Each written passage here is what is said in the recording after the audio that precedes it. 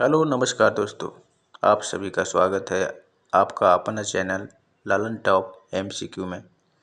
दोस्तों, आज हम डिस्कस करने वाले हैं हिंदी राजभाषा, जो कि रेलवे डिपार्टमेंटल एग्ज़ाम में पूछे जाते हैं। दोस्तों, इसका 10 क्वेश्चन रहता है। दोस्तों, चलिए दोस्तों, जो हिंदी राजभाषा से रिलेटेड क्वेश्चन है जो बार बार परीक्षा में पूछे जाते हैं, वो हम आज डिस्कस करने वाले हैं, जो कि क्वेश्चन 30 तक पार्ट 1 में डिस्कस कर चुके हैं। दोस्तों, जो पार्ट 1 नहीं देखे हैं, प्लेलिस्ट बना हुआ है, पार्ट 1 जाकर देख ले। दोस्तों, आज का क्लास पार्ट 2 रहेगा, जो 31 से चलेगा।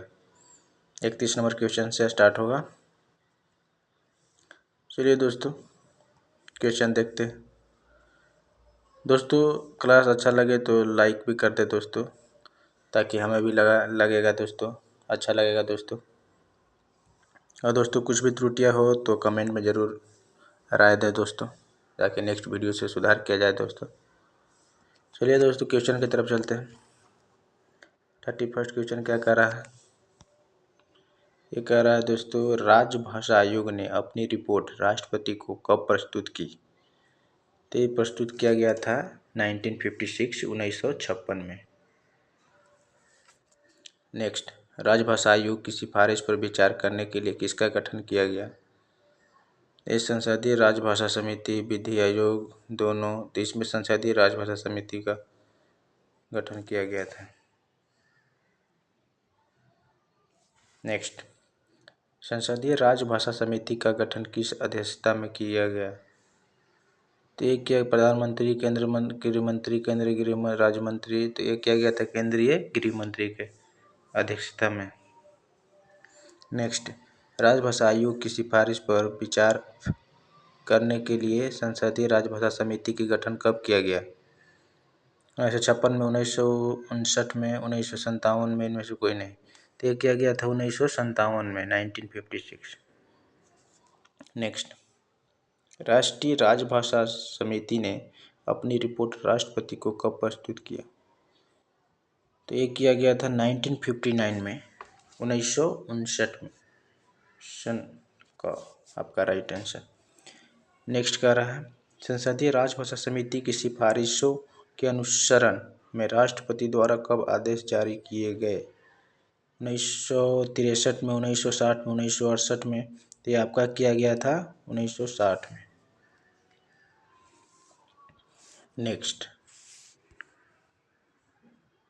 नेक्स्ट कह रहा है दोस्तों, संविधान के किस अनुच्छेद में राज्यों की राजभाषा से संबंधित प्रावधान है? संविधान के किस अनुच्छेद में राज्यों की राजभाषा से संबंधित प्रावधान है?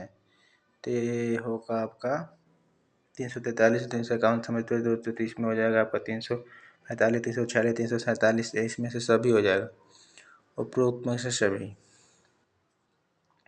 नेक्स्ट, संविधान के किस अनुच्छेद में उच्चतम न्यायालय एवं उच्च न्यायालयों की भाषा से संबंधित कौन सा अनुच्छेद है? संविधान के किस अनुच्छेद में उच्चतम न्यायालय और एवं उच्च न्यायालय, तो ये हो जाएगा 348, 349, दोनों हो जाएगा दोस्तों।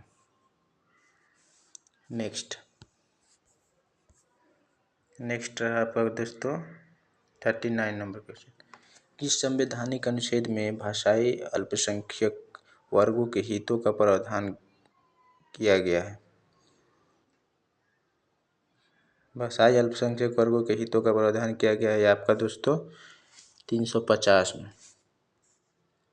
नेक्स्ट, किस संवैधानिक अनुच्छेद के अनुसार हिंदी भाषा के प्रसार व विकास का दायित्व संघ सरकार को सौंपा गया है? तो ये आपका 343, 351, 348, 120, ये आपका 351 हो जाएगा ऑप्शन नंबर का। नेक्स्ट कह रहा है दोस्तों, केंद्र सरकार के कार्यालयों में भारत सरकार की राजभाषा नीति को लागू करने के लिए नीतिगत फैसले लेने के लिए कौन सा मंत्रालय अधिकृत है? तो ये आपका हो जाएगा शिक्षा मंत्रालय, संबंधित मंत्रालय, इसका हो जाएगा आपका आंसर गृह मंत्रालय। नेक्स्ट, राजभाषा अधिनियम कब पारित किया गया? 1976, 1968, 1963 में। तो आपका राजभाषा अधिनियम पारित किया गया था 1963 में, ऑप्शन ग। नेक्स्ट, इस अधिनियम में कुल कितनी धाराएं हैं? इस अधिनियम में कुल धाराएं की संख्या 9 है, 9 धाराएं। नेक्स्ट, राजभाषा अधिनियम 1963 कब संशोधित किया गया था?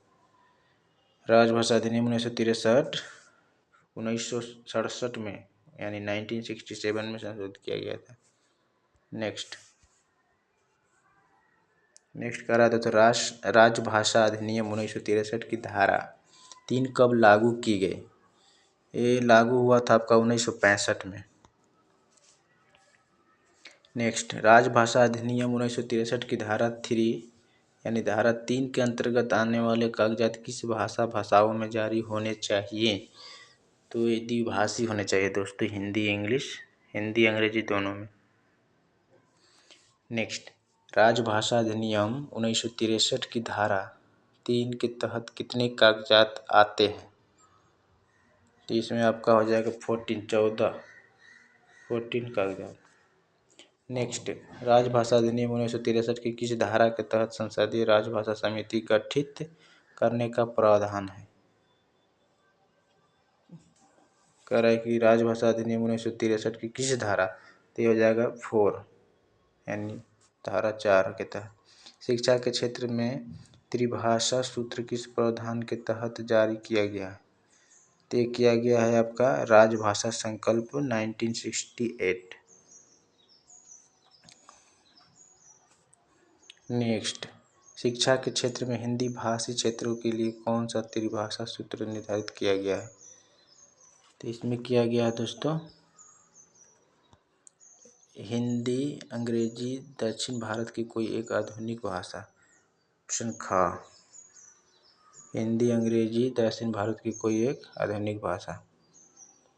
नेक्स्ट, शिक्षा के क्षेत्र में हिंदीतर भाषी क्षेत्रों के लिए कौन सा त्रिभाषा सूत्र निर्धारित किया गया है? दक्षिण भारत की कोई एक आधुनिक भाषा, अंग्रेजी, हिंदी।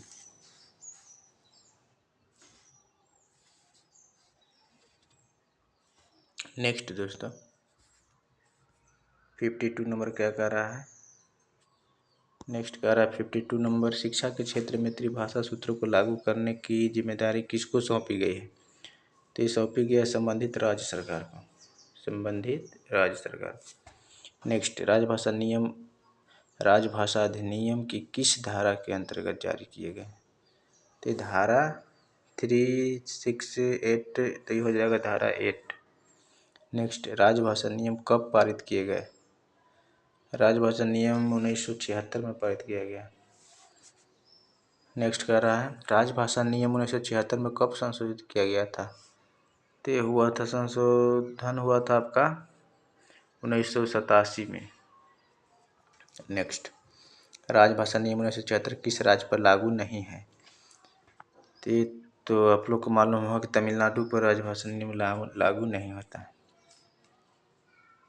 नेक्स्ट, राजभाषा नियमानुसार भाषाई दृष्टि से भारतीय राज्यों को कितने क्षेत्रों में वर्गीकृत किया गया है? तो ये आपका भाषाई दृष्टि से 3 क्षेत्र में किया गया है, जो कि इसमें आ जाएगा आपका क, इसमें हो जाएगा क हो जाएगा, ख हो जाएगा, ग हो जाएगा। वही हो जाएगा जैसे कि ABCD इंग्लिश में बोले थे ABC। चलिए दोस्तों नेक्स्ट कह रहा है दोस्तों राजभाषा नियमानुसार क क्षेत्र में कितने राज्य एवं संघ राज्य क्षेत्र हैं? इसमें 11 हो जाते हैं। 9 राज्य संघ क्षेत्र 2 हो जाता है, यानी टोटल 11 होते हैं इसमें क में। नेक्स्ट, राजभाषा नियमानुसार ख क्षेत्र में कितने राज्य संघ राज्य क्षेत्र हैं? इसमें 6 हो जाते हैं। किस राजभाषा नियम के तहत हिंदी में प्राप्त पत्रों के उत्तर अनिवार्य रूप से हिंदी में दिए जाने अपेक्षित हैं? तो राजभाषा नियम 5। नेक्स्ट, राजभाषा नियमानुसार केंद्र सरकार के एक मंत्रालय विभाग से दूसरे मंत्रालय विभाग के बीच पत्राचार किस भाषाओं में किया जाएगा? तो ये किया जाएगा आपका हिंदी या अंग्रेजी में, दोनों में से कोई, हिंदी या अंग्रेजी। नेक्स्ट कह रहा है दोस्तों राजभाषा अधिनियम 1963 की धारा 3 के कागजात द्विभाषी में जारी करने के लिए कौन अधिकारी उत्तरदायी है? हस्ताक्षरकर्ता। ग हो जाएगा आपका हस्ताक्षरकर्ता। नेक्स्ट कह रहा है दोस्तों नेक्स्ट कह रहा है किस राजभाषा नियम के तहत आवेदन, अपील या अभिआवेदन इत्यादि हिंदी या अंग्रेजी में दिए जा सकते हैं। तो ये राजभाषा नियम 7 के तहत। नेक्स्ट, आवेदन, अपील या अभिआवेदन इत्यादि हिंदी में किया गया हो या उस पर हिंदी में हस्ताक्षर किए गए हो तो किस नियम के तहत उसका उत्तर हिंदी में दिया जा सकता है। तो ये हो जाएगा आपका नियम 7। नेक्स्ट, किस नियम के तहत अनुशासनिक कार्यवाही संबंधी दस्तावेज के हिंदी या अंग्रेजी में अनुवाद की मांग की जा सकती है। तो ये हो जाएगा नियम 7 के तहत। नेक्स्ट कह रहा है दोस्तों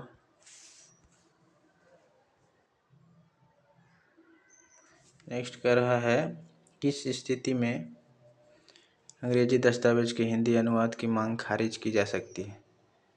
तो यह है आपका समिति सदस्यों को हिंदी का कार्य साधक ज्ञान न होने पर, सही है, ज्ञान न होने पर अनुवाद की मांग खारिज किया जा सकता है। किस राजभाषा नियम के तहत कर्मचारी किसी हिंदी दस्तावेज के अंग्रेजी अनुवाद की मांग कर सकते हैं। तो यह जगह राजभाषा नियम 8 के तहत अंग्रेजी अनुवाद की मांग कर सकते हैं। राजभाषा नियम 8 के तहत किस प्रकार के हिंदी दस्तावेज के अंग्रेजी अनुवाद की मांग कर सकते हैं।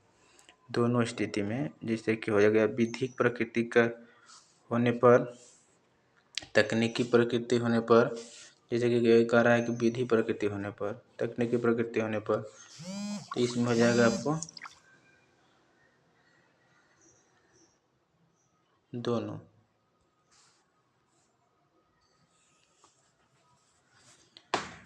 नेक्स्ट क्या कर रहा है दोस्तों, विधिक व तकनीकी प्रकार के कागजात का निर्धारण किसके द्वारा किया जाएगा। तो ये हो जाएगा कार्यालय प्रधान। नेक्स्ट, किस राजभाषा नियम के तहत अधिसूचित कार्यालयों के अनुभागों को हिंदी का 70% प्रयोग के लिए विनिर्दिष्ट किया जाता है। नियम 8। चलिए दोस्तों, आज के लिए बस इतना ही। मिलते हैं नेक्स्ट वीडियो में। दोस्तों वीडियो अगर अच्छा लगा हो तो लाइक कर दे दोस्तों, और चैनल को जो सब्सक्राइब नहीं किए हैं कृपया सब्सक्राइब भी कर दे दोस्तों।